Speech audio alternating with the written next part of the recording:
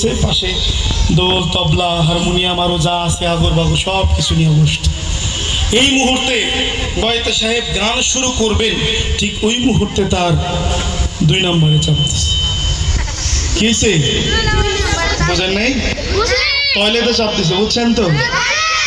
ওই যে পিছনের ভাইরা বোঝে না, আগাইছে। কি হয়েছে? হাগাইছে। এখন বেচারা তো মহা মুশকিলে পড়ে গেছে, পিছন দিকে তাকায় কইতেছে, ইশারা করতেছে, কারণ ওই দোললা কয় মুরব্বী পিছন দিকে তাকানো যায় না, গান চালায় না।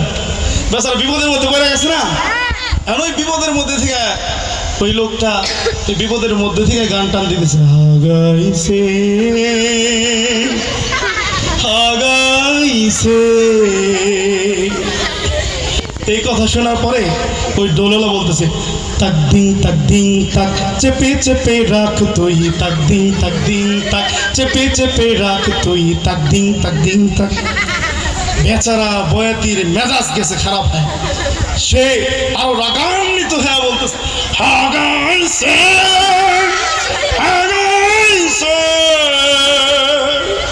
এই কথা শোনার পরে তবলা বাজায়, ও বলতেছে, ধীরে ধীরে তাক চেপে চেপে রাখ, ধীরে ধীরে তাক চেপে চেপে রাখ, ধীরে ধীরে তাক চেপে চেপে রাখ।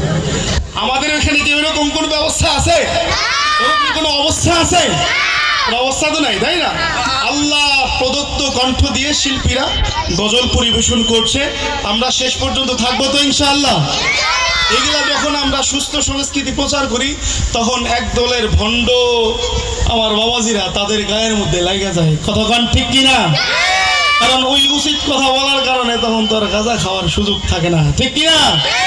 তারা কি গান গায়? দয়াল বাবা কেবলা কাবাই নারে কারিগর, আইনা বাসায় দে মোর কলবের ভিতর। নাউজুবিল্লাহ বলে।